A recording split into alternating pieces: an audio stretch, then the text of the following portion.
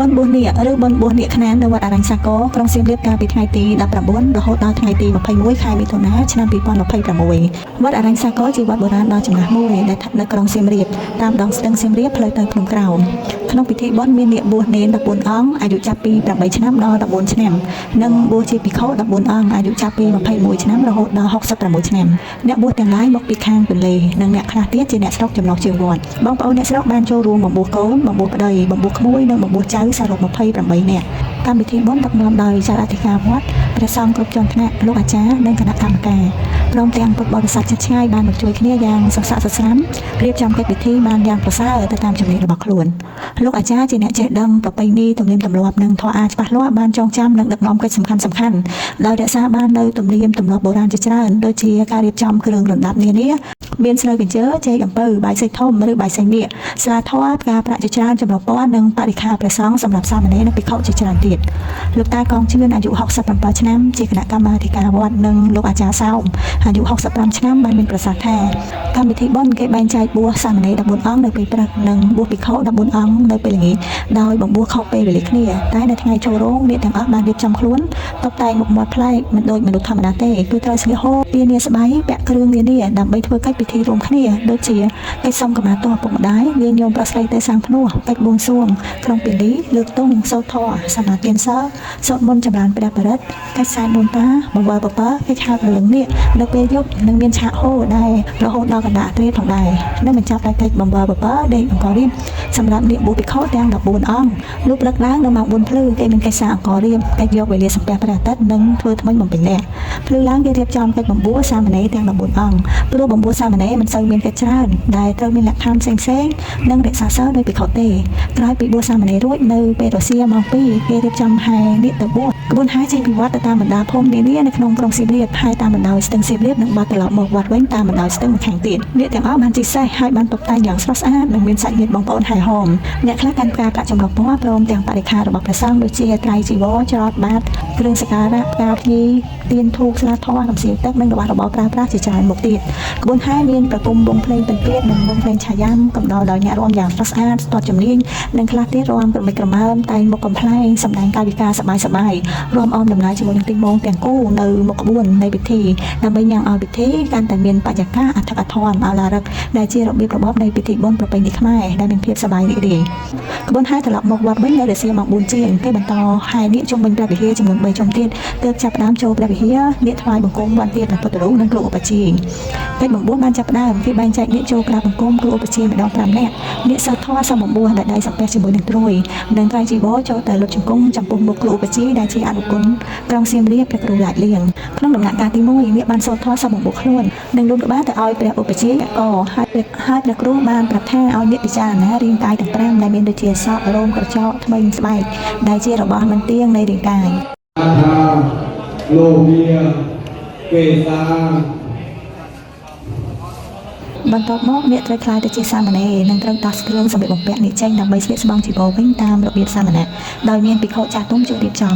ពេលក្រុងស្បង់ជីវររួចសង្ឃទាំងឡាយត្រូវត្រឡប់មកជំនុំវិញសាមណេរទាំងអស់ត្រូវសូត្រធម៌សូមសានគមទាំង 3 និងសមាទិនសិល10ជាមួយគ្រូឧបជានិងភិក្ខុចាស់ទុំអង្គផ្សេងទៀតកិច្ចបន្តគឺកិច្ចសុំនិស្ស័យសាមណេរថ្មីត្រូវសូត្រធម៌សូមខមាទោសនិងសុំនិស្ស័យនៅជាមួយព្រះឧបជាដំណាក់កាលទី 2 ពិធីឧបសម្បទាឡើងជាភិក្ខុបន្ទាប់ពីបានជាសាមណេរហើយទើបចាប់ផ្ដើមប្រារព្ធកិច្ចឡើងជាភិក្ខុកិច្ចសួរឆ្លើយឆ្លងរវាងគ្រូនិងសិស្សអំពីជំងឺផ្សេងៗនិងលក្ខខណ្ឌហាមឃាត់មិនឲ្យនាគបួសព្រះគ្រូចាស់អធិការវត្តអរញ្ញបានសួរសិស្សថ្មីអំពីជំងឺផ្សេងៗនិងលក្ខខណ្ឌហាមឃាត់មិនឲ្យបួសមានដូចជាតើអ្នកមានជំងឺខ្លុងជំងឺបោះរលួយជំងឺឈួតជ្រុកឬទេតើអ្នកជាមនុស្សមែនទេជាប្រុសមែនទេមានបំណុលទេមានអាយុ21ឆ្នាំហើយឬនៅសួរនឹងឆ្លងឆ្លើយជាភាសាបាលីតាមរយៈគណៈកម្មការវត្តបានប្រាប់ថាមុនចូលបួសនេះអ្នកទាំងអស់ត្រូវដាក់ពាក្យចូលបួសមានពិនិត្យឈាមនិងបំពេញប្រវត្តិរូបសង្ខេបភ្ជាប់ជាមួយនឹងសម្បត្តិកំណត់អត្តសញ្ញាណប័ណ្ណសិភៅគ្រួសារហើយអ្នកបួសទាំងឡាយត្រូវរៀនធម៌បាលីខ្លះៗជាង1 ខែដើម្បីស្គាល់ពីភាសាសាស័ព្ទនិងធម៌បាលីផ្សេងៗសម្រាប់ចេះចាំនៅថ្ងៃបួស ការប្រកាសញាតឬសូត្រកម្មវិជាព្រះគ្រូបានសូត្រដើម្បីលើកដំកើងភិក្ខុថ្មីនោះពេញលក្ខណៈខ្លាចជាភិក្ខុបរិស័ទក្នុងព្រះពុទ្ធសាសនាក្រោយកម្មវិជាចប់ភិក្ខុថ្មីនឹងទទួលបាននៅភាពជាភិក្ខុភ្លាមដោយត្រូវតាំងនៅក្នុងចតុបារិស័ទសនិងសិក្ខាបទ227កិច្ចបន្ទាប់ព្រះគ្រូតាមមហាទេមានសង្ឃដីកាណែនាំព្រានប្រដៅដល់ភិក្ខុថ្មីអំពីវិន័យសង្ឃនិងជីវិតរស់នៅក្រោយខ្លាចទៅជាបុព្វជិតសាសនាត្រូវចេះរៀបចំខ្លួនកិរិយាមារយាទនិងប្រើប្រាស់ពាក្យសម្ដីមានសិលធម៌ចេះគោរពទៅកាន់លោកគ្នាឯងនិងលោកអ្នកបួសមុន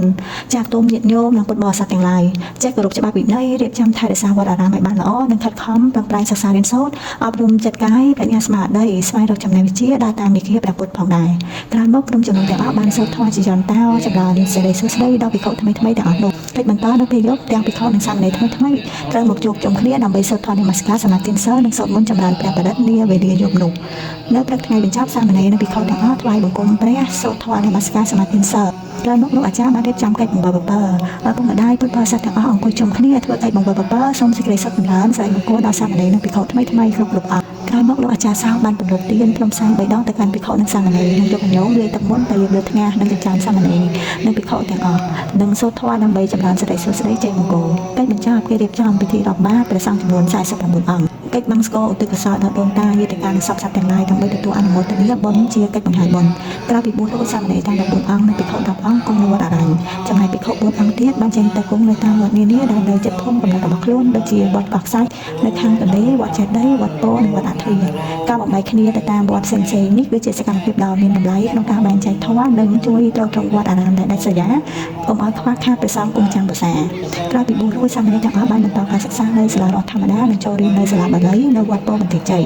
ចំពោះភិក្ខុវិញក្នុងចំណោមអ្នកបួសភិក្ខុទាំង14អង្គមានភិក្ខុចាស់ចំនួន3អង្គហើយមាន2អង្គមានចំណេះដឹងច្រើននិងមានបំណងបួសបំពេញកិច្ចធ្វើជាអាចារ្យចំណែកភិក្ខុផ្សេងទៀតដែលបួសបានប្រាប់ថាបួសក៏សាងខ្លួនដែលធ្លាប់បានសាងកំហុសបួសលីបណ្ដន់បួសសងគុណឪពុកម្ដាយបួសដោយចិត្តស្មោះចិត្តបងប្រាថ្នាស្វែងរកធម៌សិក្សារៀនសូត្រក៏សាងកុសលរហូតដល់វេលាណាមួយមិនអាចកំណត់បានទេ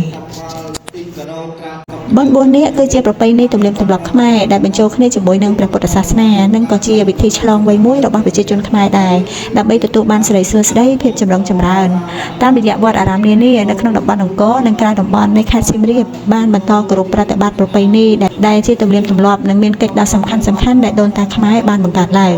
មានអត្ថន័យជ្រាលជ្រៅជួយដល់សម័យពិធីនិងអ្នករៀបចំទទួលបានសេចក្តីសុខចម្រើនទាំងមុនពេលបួសនិងក្រោយពេលបួសដោយករណីវត្តបុរាណខ្មែរជាច្រើនដូចជាវត្តអរញ្ញសាគរវត្តលលៃវត្តបាកងវត្តបន្ទាយក្បាលចិននិងវត្តថបដីស្រុកពោះបានរក្សាទំនៀមយ៉ាងល្អប្រសើរប៉ុន្តែនៅតាមបណ្ដាវត្តផ្សេងៗនៅក្នុងខេត្តសៀមរាបនិងបណ្ដាខេត្តក្រុងនៃប្រទេសកម្ពុជានៅតែរក្សាបាននៅទំនៀមទម្លាប់បួសនាគឬក៏បួសនាគខ្នានតែតាមរដូវកាលទោះបីជាមានការលាយបញ្ចូលគ្នានៅកិច្ចប្រតិបត្តិប្រពៃណីទំនៀមទម្លាប់តិចតួចក៏ដោយដែលមូលហេតុវាអាស្រ័យទៅលើសេដ្ឋកិច្ចចំណេះដឹងពេលវេលានិងស្ថានភាពទីតាំងជាក់ស្ដែងរបស់សហគមន៍នោះប៉ុន្តែសូមសរសើរចំពោះអ្នកស្រុកសៀមរាបដែលបានរៀបចំប្រពៃណីយ៉ាងខ្ជាប់ខ្ជួនរបស់ដូនតាដែលបានបង្ហាញឲ្យកូនចៅជំនាន់ក្រោយបានស្គាល់បានយល់ដឹងនិងនាំគ្នាជួយថែរក្សាគោរពប្រតិបត្តិបន្តវេនដើម្បីភាពរីកចម្រើននៃវប្បធម៌ប្រពៃណីដែលជាអត្តសញ្ញាណរបស់ខ្មែរនិងជាគំរូដ៏ប្រសើរមួយសម្រាប់បង្ហាញកូនចៅជំនាន់ក្រោយបានស្គាល់បានដឹងទាំងនេះគឺជាទិដ្ឋភាពវប្បធម៌ដ៏ប្រពៃដែលអាចថាជារូបភាពកម្រផងដែរសូមអញ្ជើញទស្សនាទាំងអស់គ្នា